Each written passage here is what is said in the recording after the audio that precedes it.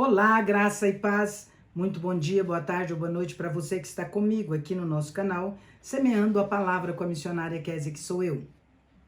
Como é bom estar com vocês nesse dia 24 de novembro de 2024, para juntos fazermos nossa leitura bíblica diária. Peço que deixe o seu like, compartilhe esse vídeo com o máximo de pessoas possíveis, deixe também um comentário e se você for novo ou nova por aqui, se inscreva no nosso canal, ative o sino de notificações para receber também nosso devocional diário, meditar e orar. Nossa leitura de hoje será feita em 1 Coríntios, capítulos 9, 10, 11 e 12. Então, bora para a leitura sem mais delongas. 1 Coríntios, capítulo 9. O direito de um apóstolo. Não sou livre? Não sou apóstolo? Não vi Jesus, nosso Senhor? Não são vocês resultado do meu trabalho no Senhor? Ainda que eu não seja apóstolo para outros, certamente eu sou para vocês, pois vocês são o selo do meu apostolado no Senhor. Esta é a minha defesa diante daqueles que me julgam. Não temos nós o direito de comer e beber? Não temos nós o direito de levar em nossa companhia uma esposa crente, como fazem os outros apóstolos, os irmãos do Senhor e Cefas? Ou será que Barnabé e eu somos os únicos que devemos trabalhar para o nosso sustento? Quem serve como soldado custeando as próprias despesas? Quem planta uma vinha e não come do seu fruto? Quem apacenta um rebanho e não bebe do seu leite? Não digo isso no ponto de vista meramente humano. A lei não diz a mesma coisa? Pois está escrito na lei de Moisés: não amordace o boi enquanto estiver debulhando o grão. Por acaso é com bois que Deus está preocupado? Não é certamente por nossa causa que ele o diz? Sim, isso foi escrito em nosso favor, porque o lavrador, quando ara, e o debulhador, quando debulha, devem fazê-lo na esperança de participar da colheita. Se entre vocês semeamos coisas espirituais, seria muito colhermos de vocês coisas materiais? Se outros têm direito de receber o sustento da parte de vocês, não o temos nós ainda mais? Entretanto, nunca usamos desse direito. Ao contrário, suportamos tudo para não pôr obstáculo algum ao Evangelho de Cristo. Vocês não sabem que aqueles que trabalham no templo alimentam-se das coisas do templo e que os que servem diante do altar participam do que é oferecido no altar? Da mesma forma, o Senhor ordenou àqueles que pregam o Evangelho que vivam do Evangelho. Eu, porém, não tenho usado de nenhum desses direitos e não escrevo na esperança de que vocês façam isso por mim, porque prefiro morrer a permitir que alguém me prive desta glória. Contudo, quando prego o Evangelho, não posso me orgulhar, pois me é imposta a necessidade de pregar. Ai de mim se não pregar o Evangelho. Porque se prego de livre vontade, tenho recompensa. Contudo, se prego por obrigação, estou simplesmente cumprindo uma incumbência a mim confiada. Qual é, pois, a minha recompensa? Apenas esta, que pregando o Evangelho, eu o apresente gratuitamente, não usando assim dos meus direitos ao pregá-lo. Porque, embora seja livre de todos, fiz-me escravo de todos, a fim de ganhar o maior número possível de pessoas. Para os judeus, tornei-me judeu, a fim de ganhar os judeus. Para os que estão debaixo da lei, tornei-me alguém como se estivesse sujeito à lei, embora eu mesmo não esteja debaixo da lei, a fim de ganhar os que estão debaixo da lei. Para os que estão sem lei, tornei-me sem lei, embora não esteja livre da lei de Deus, mas sim sob a lei de Cristo, a fim de ganhar os que não têm a lei. Para com os fracos, tornei-me fraco, a fim de ganhar os fracos. Tornei-me tudo para com todos, a fim de por algum meio salvar alguns. Faço tudo isso por causa do Evangelho, para ser coparticipante dele. A necessidade da autodisciplina. Vocês não sabem que de todos os que correm em uma competição, apenas um ganha o prêmio? corram de tal modo que alcancem o prêmio. Todos os que competem nos jogos se submetem a um treinamento rigoroso para obter uma coroa que logo perece, mas nós o fazemos para ganhar uma coroa imperecível. Sendo assim, não corro como quem corre sem alvo, e não luto como quem esmurra o ar. Contudo, esmurro o meu corpo e faço dele meu escravo, para que depois de ter pregado aos outros, eu mesmo não venha a ser desqualificado. 1 Coríntios capítulo 10. Advertências da história de Israel. Porque não quero, irmãos, que ignorem o fato de que todos os nossos antepassados estiveram sob a nuvem e todos passaram pelo mar. Em Moisés, todos eles foram batizados na nuvem e no mar. Todos comeram do mesmo alimento espiritual e beberam da mesma bebida espiritual, pois bebiam da rocha espiritual que os acompanhava, e essa rocha era Cristo. Contudo, Deus não se agradou da maioria deles, por isso seus corpos ficaram espalhados no deserto.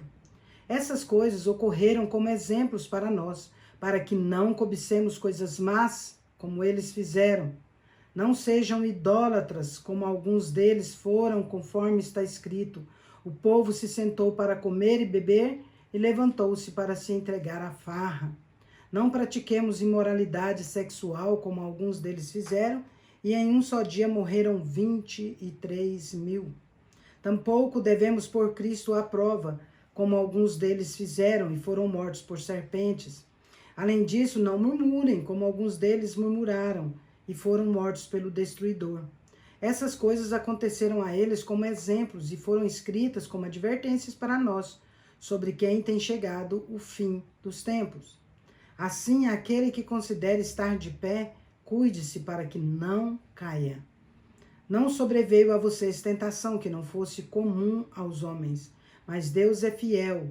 Ele não permitirá que vocês sejam tentados além do que podem suportar.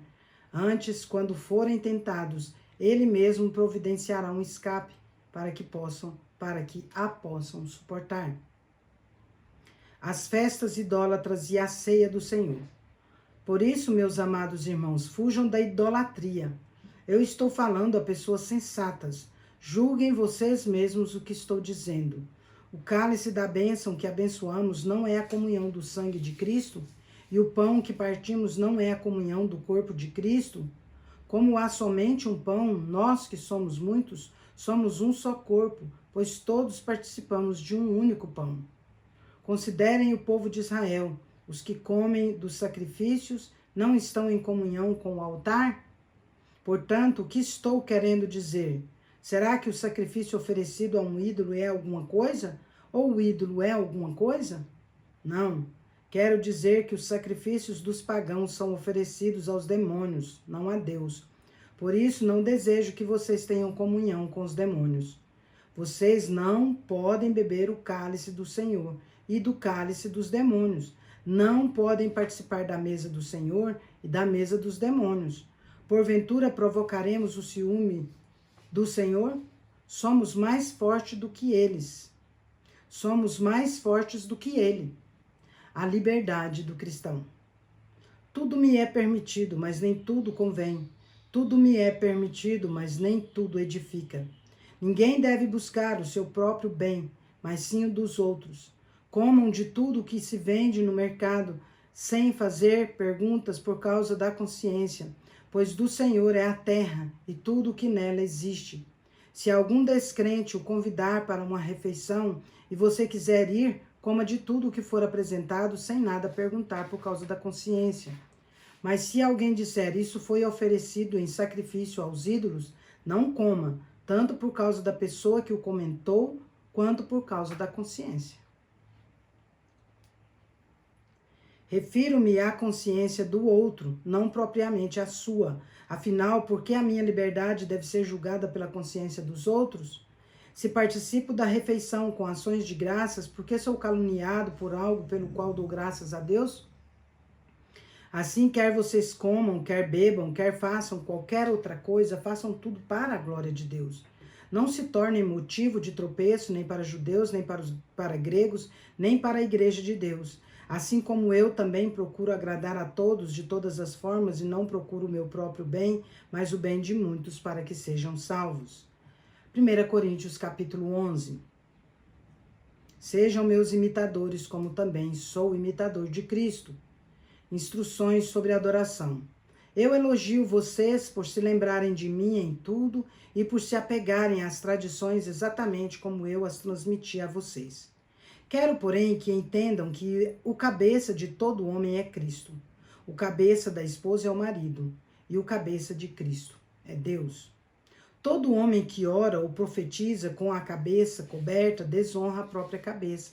Mas toda mulher que ora ou profetiza com a cabeça descoberta desonra a própria cabeça, pois é como se a tivesse rapado. Pois se a mulher não cobre a cabeça, deve também cortar o cabelo. Se, porém, é vergonhoso para a mulher ter o cabelo cortado ou rapado, ela deve cobrir a cabeça.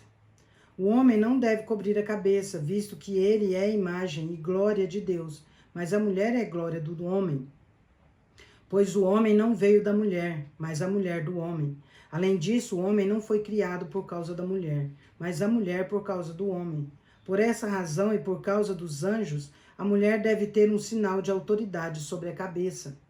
Todavia, no Senhor, a mulher não é independente do homem, nem o homem é independente da mulher.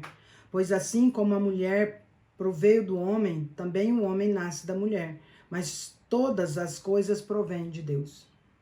Julguem entre vocês mesmos.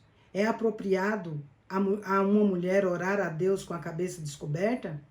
A própria natureza das coisas não ensina a vocês que é uma desonra para o homem ter cabelo comprido, mas que o cabelo comprido é uma glória para a mulher? Pois o cabelo comprido foi dado à mulher como um manto. Mas se alguém quiser polemizar a esse respeito, nós não temos esse costume nem as igrejas de Deus. A ceia do Senhor. Entretanto, ao dar a vocês as instruções seguintes, não as elogio, porque vocês não se reúnem para melhor, mas para pior. Em primeiro lugar, ouço que quando vocês se reúnem como igreja, há divisões entre vocês, e até certo ponto, creio nisso. Pois é necessário que haja divergência entre vocês para que sejam conhecidos quais entre vocês são aprovados. Quando vocês se reúnem, não é para comer a ceia do Senhor, porque cada um come a sua própria ceia sem esperar pelos outros. Assim, enquanto um fica com fome, o outro se embriaga. Será que vocês não têm casa onde comer e beber? Ou desprezam a igreja de Deus e humilham os que nada têm? Que direi a vocês? Eu os elogiarei por isso? Certamente que não. Porque eu recebo do Senhor o que também transmiti a vocês, que o Senhor Jesus, na noite em que foi traído, pegou o pão, deu graças, partiu-o e disse: Isto é o meu corpo dado em favor de vocês. Façam isso em memória de mim. Da mesma forma, depois de ter comido o pão, ele pegou o cálice e disse: Este cálice é a nova aliança do meu sangue. Façam isso sempre que o beberem em memória de mim. Porque sempre que comerem deste pão e beberem deste cálice, vocês anunciam a morte do Senhor até que ele venha. Portanto, todo aquele que comer o pão ou beber o cálice do Senhor de modo indigno será culpado de pecar contra o corpo e o sangue do Senhor. Examine cada um a si mesmo, e então coma do pão e beba do cálice. Pois quem come e bebe sem discernir o corpo do Senhor, come e bebe para o seu próprio juízo. Por isso, há entre vocês muitos fracos e doentes, e vários já dormiram. Mas se examinássemos a nós mesmos, não receberíamos juízo? Contudo, sendo julgados pelo Senhor, somos disciplinados para que não sejamos condenados com o mundo. Portanto, meus irmãos, quando vocês se reunirem para comer, esperem uns pelos outros. Se alguém estiver com fome, coma em casa, para que quando vocês se reunirem, isso não resulte em juízo. Quanto aos demais assuntos, darei instruções quando visitar vocês. 1 Coríntios capítulo 12. Os dons espirituais. Quanto aos dons espirituais, irmãos, não quero que vocês sejam ignorantes. Vocês sabem que quando pagãos eram atraídos e levados para os ídolos mudos. Por isso eu afirmo que ninguém que fala pelo Espírito de Deus diz: Jesus seja amaldiçoado. E ninguém pode dizer, Jesus é Senhor, a não ser pelo Espírito Santo.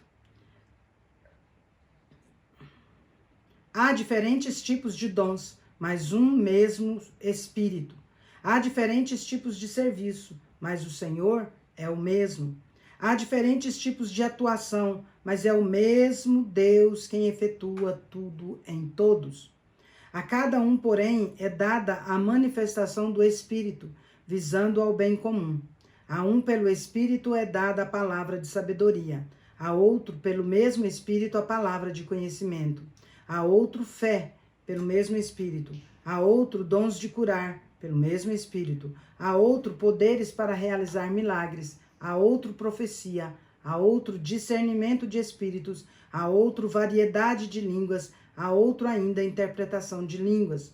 Todas essas coisas, porém, são realizadas pelo mesmo e único Espírito, e ele as distribui a cada um como quer.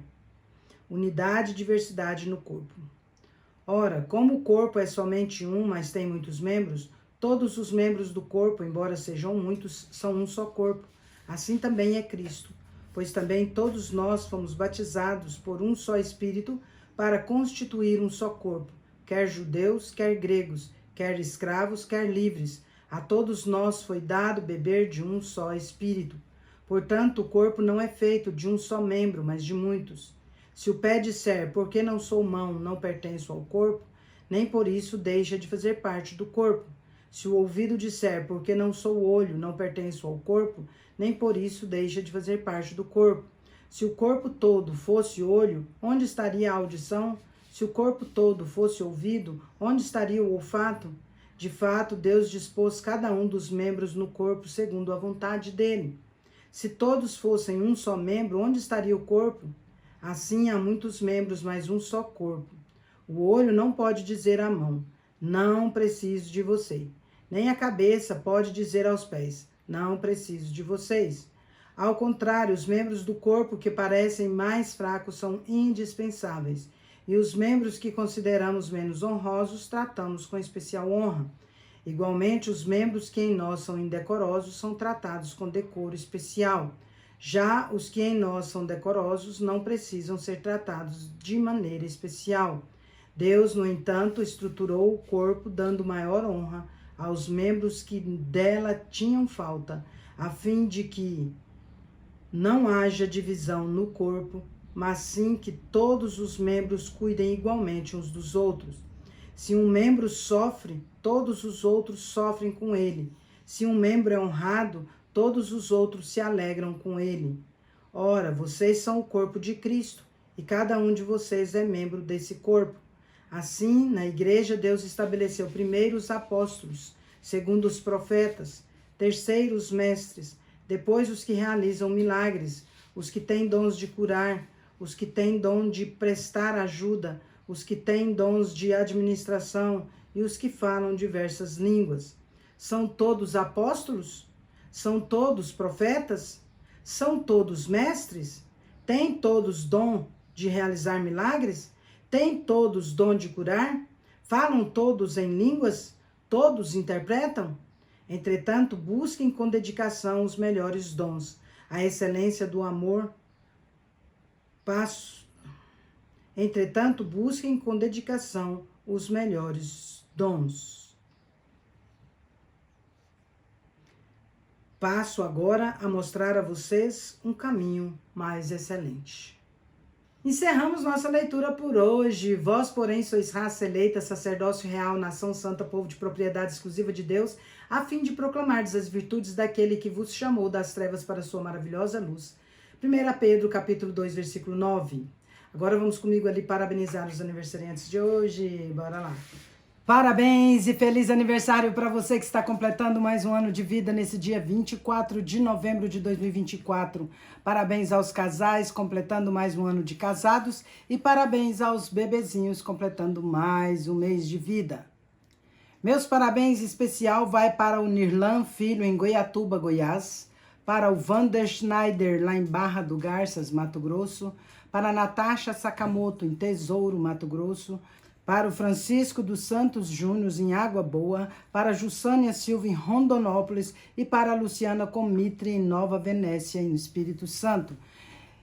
Deus abençoe grandemente a vida de cada um de vocês. Eu quero orar por vocês. Vamos orar?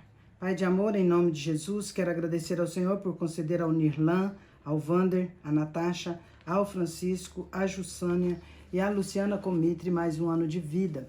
Pai, clamo ao Senhor que esteja abençoando cada um deles, em especial a Luciana Comitre, Pai, curando, Pai, a doença dela, em nome de Jesus.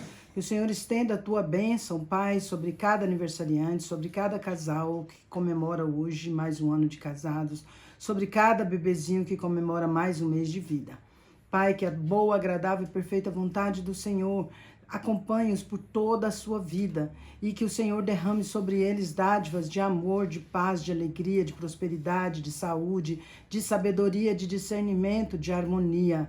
Porque, ó Deus, nós cremos que o Senhor pode fazer maravilhas na vida deles, Pai. Também acrescente muitas felicidades e muitos anos de vida. Em nome de Jesus, amém. É isso aí, meus queridos e queridas. Deus é justo e bom. Vamos